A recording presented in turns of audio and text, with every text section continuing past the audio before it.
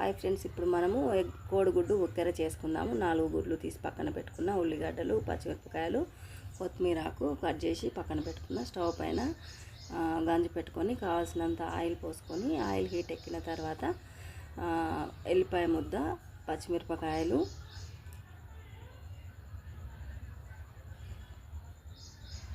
కొత్తిమీరాకు వేసి గోలిద్దాము. ఇప్పుడు అవి చక్కగా గోలిపోయిన తర్వాత కొంచెం పసుపు వేసి గోలిద్దాము.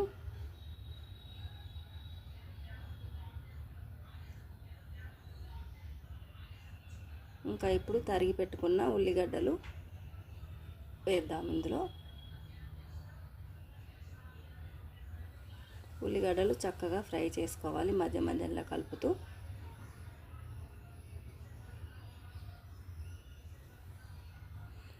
చక్కగా వేగిపోయాయి ఇప్పుడు ఉల్లిగడ్డలు. దీంట్లో మనం ఇప్పుడు కోడిగుడ్లను కొట్టి పోసుకుందాము.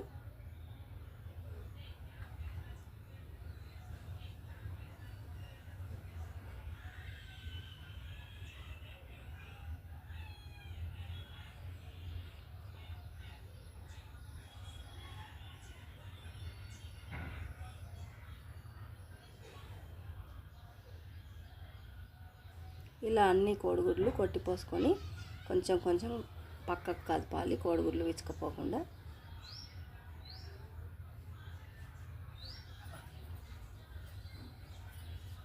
కొంచెం ఉడికిపోయాయి. ఇప్పుడు అడుగు పట్టకుండా నిదానంగా అడుగును కదిలించాలి. ఎగ్స్ను కదపకూడదు, ఎగ్స్ కదపకుండా అడుగు పట్టిన వాటినే కదపాలి.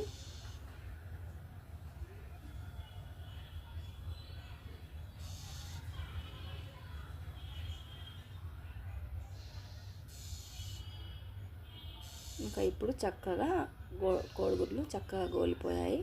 ఇంకా మనం దాంట్లో ఉప్పు, గరం మసాలా, కారం సరిపడా అంత తీసుకొని వేసి చక్కగా కలుపుకొని ఒక 2 నిమిషాల సేపు వేగనిద్దాము. ఇంతే, ఎగ్ కర్రీ రెడీ. ఎంతో రుచికరమైనటువంటి కోడిగుడ్డు ఉక్కెర కర్రీ రెడీ. అన్నంలోకైనా బాగానే ఉంటుంది, ఇది చపాతీలోకైనా బాగానే ఉంటుంది, దేనిలోకైనా చాలా టేస్ట్గా ఉంటుంది. నిమిషాల్లో రెడీ అవుతుంది. చాలా ఈజీగా టేస్టీగా చేసుకోవచ్చు. ఇంతే ఫ్రెండ్స్. Thank you friends.